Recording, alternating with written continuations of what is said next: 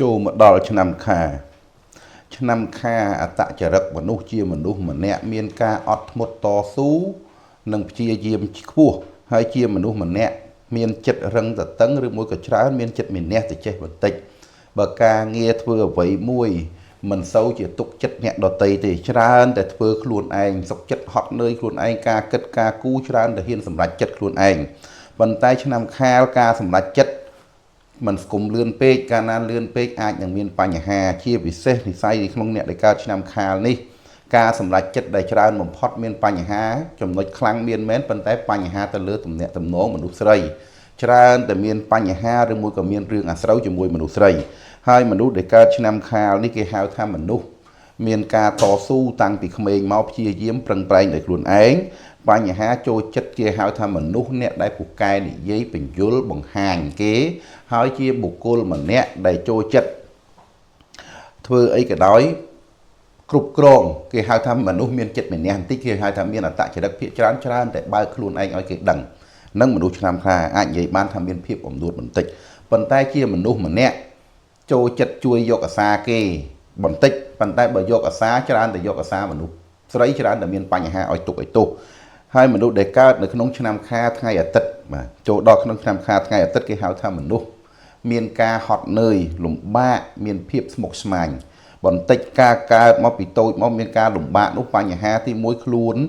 មកជានៅនេះគេហៅថាមានផលហត់នឿយគឺការមានការប្រឹងប្រែងដោយខ្លួនឯងតស៊ូដោយខ្លួនឯងប៉ុន្តែជាអត្តចរិតមនុស្សមានភាពឆេវឆាវខ្លាំងតិចអ្នកដែលកើតឆ្នាំខាលថ្ងៃអាទិត្យនេះ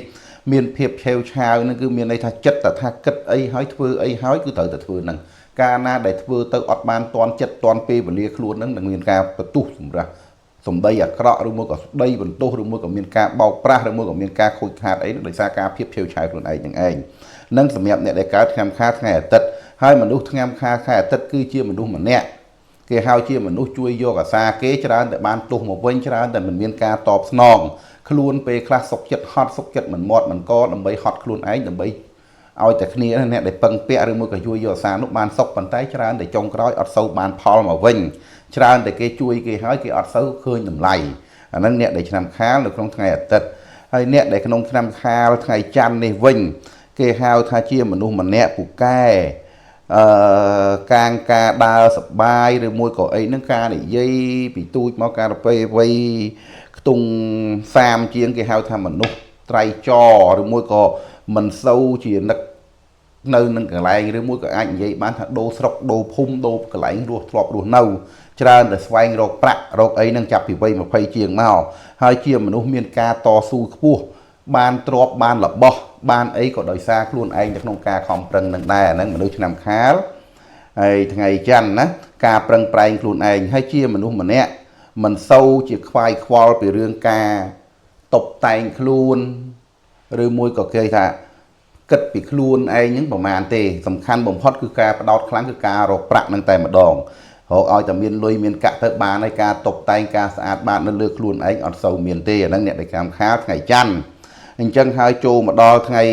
បើមុខលបរកស៊ីសម្រាប់អ្នកដែលកើតឆ្នាំខាលក្នុងថ្ងៃច័ន្ទនេះវិញគេហៅថាបើសិនជារកស៊ីពាក់ព័ន្ធនឹងក្នុងការខាងសាឡនឬមួយក៏ខាង make up លក់សម្លៀកបំពាក់កៅអៅឬមួយការតុបតែង decor ឬមួយក៏រក់សម្អាងការសម្អាងអីអានឹងត្រូវសម្រាប់អ្នកដែលកើតឆ្នាំខាលថ្ងៃច័ន្ទណាទេណាអានឹងគឺការប្រព្រឹត្តនឹងត្រូវមានន័យថាលក់លេលក់អីទឹកអប់គ្រឿងកោបអីទៅអានឹងបានផលហើយក្រែងតែលក់ខាងហ្នឹងយើងមានច្រើនតែមានចិត្តសម្ដីទុនភ្លុនណាអ្នកដែលកើតឆ្នាំខាលថ្ងៃច័ន្ទហ្នឹងហើយចូលមកដល់ថ្ងៃដែលកើតឆ្នាំខាលដែលថ្ងៃអង្គារណាទេណា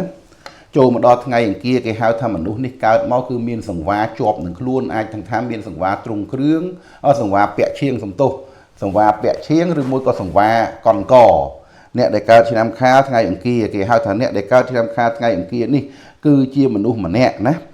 ការដែលថាមានចិត្តឆេវឆាវហើយមានការគិតអីគឺធ្វើនឹងឲ្យអត់សូវចេះស្ដាប់គេទេរៀងរឹងបន្តិចប៉ុន្តែមនុស្សគេហៅថា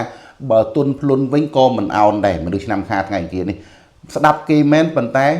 មិនតាមគេទេយកមកគិតពិចារណាគឺគេហៅថាមនុស្សដែលមានបនមកពីនាយអញ្ចឹងធ្វើអីក៏ដោយច្រើនតែមានការសម្រេចចិត្តខ្លួនឯង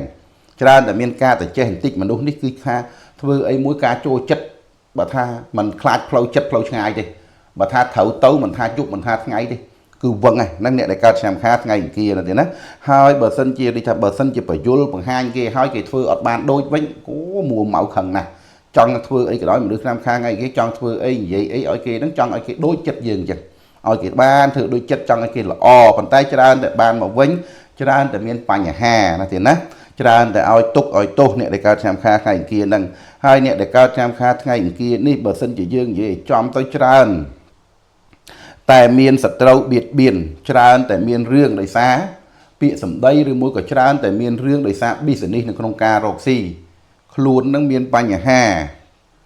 រកស៊ីនឹងគឺច្រើនតែដៃគូនឹងចាញ់បោកដៃគូឬមួយក៏មានការបងខាតច្រើនតែមានបញ្ហាទាស់ទែងហើយច្រើនតែមានជំងឺណា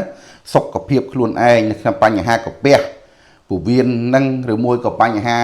ហើមប្រអប់មាត់ចាញ់ថ្មិញអាហ្នឹងភាកច្រើនតែអញ្ចឹងអ្នកដែលកើតឆ្នាំខាថ្ងៃអង្គារហ្នឹងហើយមុខរបររកស៊ីវិញគឺអាចប្រកបបាននៅ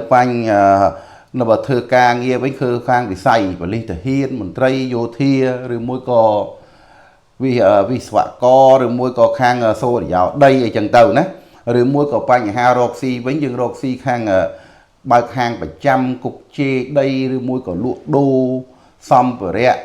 មាសប្រាក់អីចឹងទៅដូរលុយដូរកាក់អាហ្នឹងបានអាហ្នឹងអ្នកដែលកើតឆ្នាំខាថ្ងៃអង្គារហើយចូលមកដល់អ្នកដែលកើតឆ្នាំខាថ្ងៃពុធនេះវិញគេហៅថាសម្ដីសស្ទុនណាទៀតណាចិត្តល្អមានចិត្តល្អប៉ុន្តែប្រកែបយលគេប៉ុន្តែមនុស្សមានពីរប្រភេទណាទៀតណាថ្ងៃពុធនឹងដែរទី1អ្នកកើតថ្ងៃពុធនឹង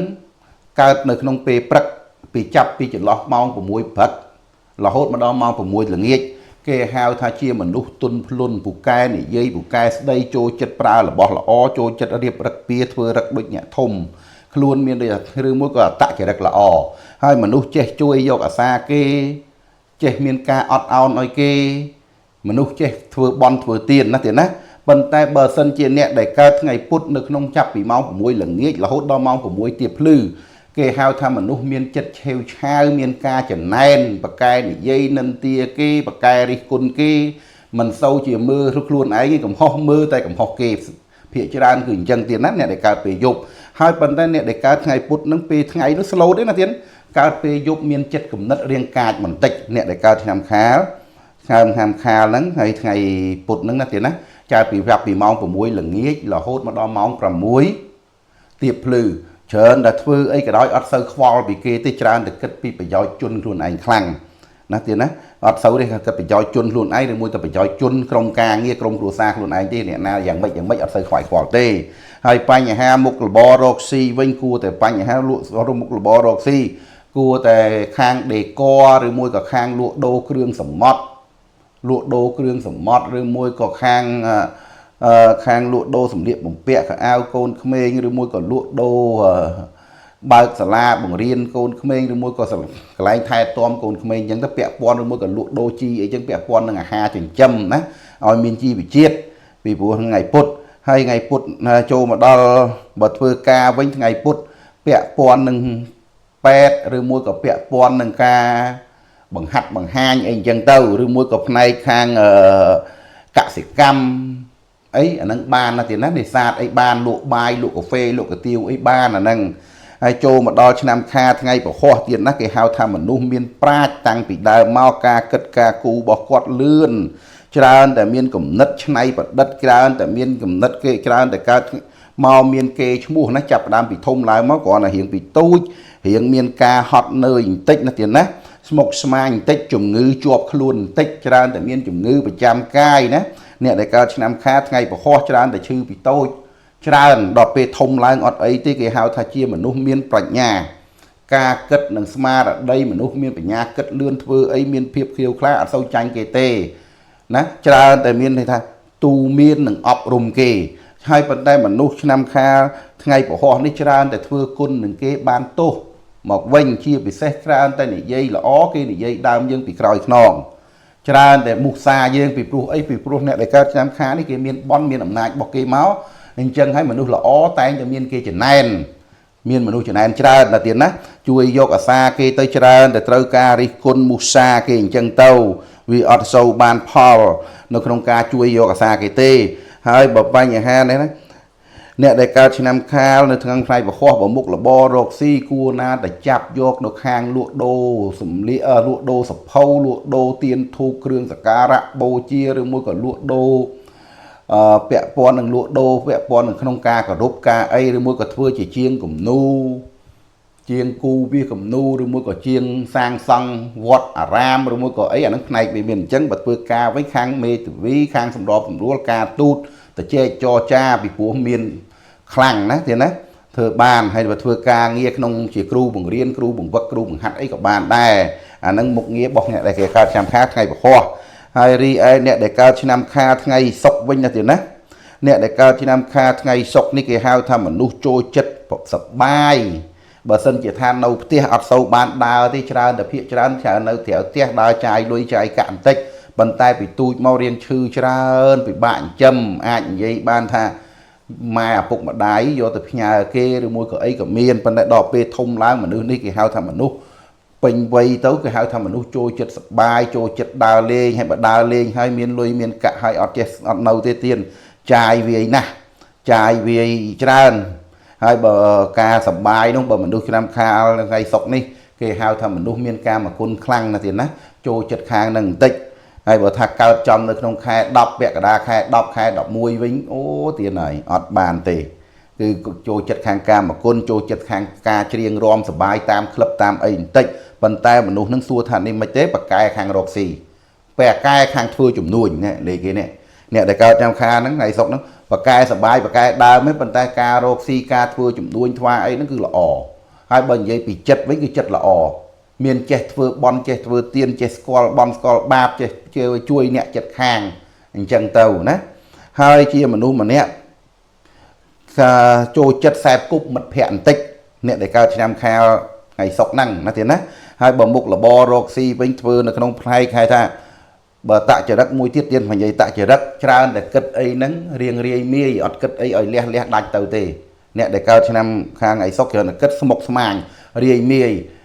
ហើយច្រើនតែនិយាយលេងច្រើនបន្តិចណាទៀតណាហើយបើមុខលបរកស៊ីវិញគឺបញ្ហាពាក់ព័ន្ធនឹងការផលនេសាទឬមួយក៏ពាក់ព័ន្ធនៅក្នុងខាងវិនិយោគទុនតំណាក់តំណងអីផ្សេងអញ្ចឹងទៅទៀតណាហើយការជំនួញជួញឆ្លងប្រទេសក្រៅប្រទេសមកហ្នឹងល្អហើយការពាក់ព័ន្ធនឹងលក់ដូរនៃគ្រឿងសក្ការៈក៏បានដែរទៀតណាគឺហៅថាមនុស្សមានបន់មានភ័ព្វមកហើយនឹងផលនេសាទធ្វើផ្ទះសំណាក់ផ្ទះលំហែឬមួយក៏ខាងដីធ្លីអចលនៈទ្រព្យអីហ្នឹងត្រូវណាទៀតណាខាងហ្នឹងហើយអ្នកដែលកើតចូលមកដល់អ្នកដែលកើតឆ្នាំខាថ្ងៃសៅរ៍ទៀតហើយថ្ងៃនេះឆ្នាំខាថ្ងៃសៅរ៍នេះគេហៅថាជាមនុស្សពីតូចមកគេហៅថាមនុស្សឈឺច្រើនបន្តិចអាចនិយាយបានថាម្ដាយនឹងអាចរហូតដល់យកផ្ញើទៅបងប្អូនឬមួយក៏យកផ្ញើនៅលោក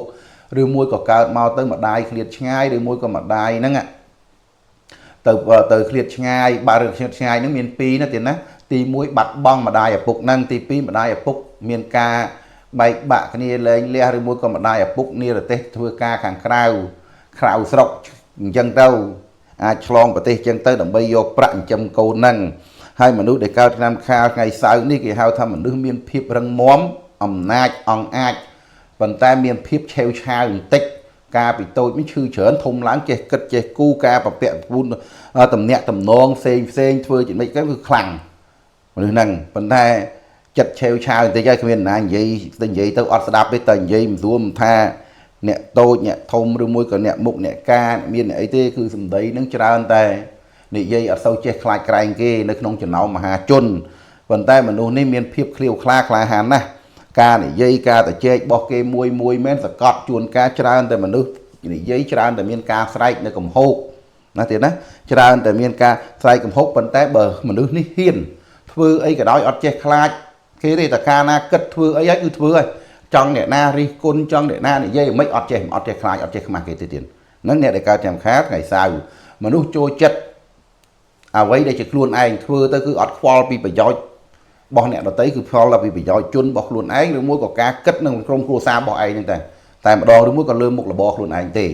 ហើយមនុស្សនេះគេហៅថាជាមនុស្សបើសិនជាវិស័យនៅក្នុងការរកស៊ីវិញធ្វើការងារវិញធ្វើវិស័យការងារបលិសតាហ៊ាន នៅក្នុងក្រសួងឬមួយក្រសួងពាណិជ្ជកម្មតំណាក់តំណងការទូតអីផ្សេងអញ្ចឹងទៅទៀតណាពាក់ព័ន្ធរាជការពាក់ព័ន្ធនឹងការព្រោះមនុស្សហ្នឹងគឺបានសម្ដីគាត់ប្រអប់មាត់គាត់ប៉ាកែនិយាយសម្ដីល្អសតុនណាទៀតណាសតុនដល់ការនិយាយការទូតទេណាបើនិយាយក្នុងផ្ទះវិញអត់សតុននេះច្រើនតែមានការស្រែកកំហោកណាទៀតណាហើយបើវិស័យរកស៊ីវិញផ្នែកខាងកសិកម្មឬមួយក៏ជំនួញជួញដូរឬមួយក៏ផ្នែកតំណាក់តំណងអីផ្សេងសារព័ត៌មានតំណាក់តំណងអីហ្នឹងគឺប៉ាកែនេះគាត់ប៉ាកែខាងកសិកម្មខាងអីហ្នឹងក៏ខ្លាំងដែរអ្នកដែលកើតឆ្នាំខាលថ្ងៃសៅរ៍ណាទៀតណាអានេះលោកគ្រូបានពេលវេលាចែកចម្លែកខ្លីៗទៀតណាមួយរយៈហ្នឹងលោកគ្រូរៀងរវល់ច្រើនអញ្ចឹងហើយច្រើនតែបងប្អូនពុកម៉ែបងប្អូនសូមឲ្យលោកគ្រូចេញវីដេអូដើម្បីជាការចែកចម្លែកអញ្ចឹងលោកគ្រូបានចែកចម្លែកខ្លះប៉ុន្តែសូមអធិស្ឋានពុកម៉ែបងប្អូនពេលខ្លះទៅក៏វីដេអូមានចេញតរហូតពេលខ្លះទៅក៏មានដាច់ដោយសារអីដោយសារលោកគ្រូរវល់ច្រើនអញ្ចឹងពុកម៉ែបងប្អូនដែលជា friend សូមអធិស្ឋានឲ្យលោកគ្រូផងបាទសូមអរគុណហ្នឹងហើយ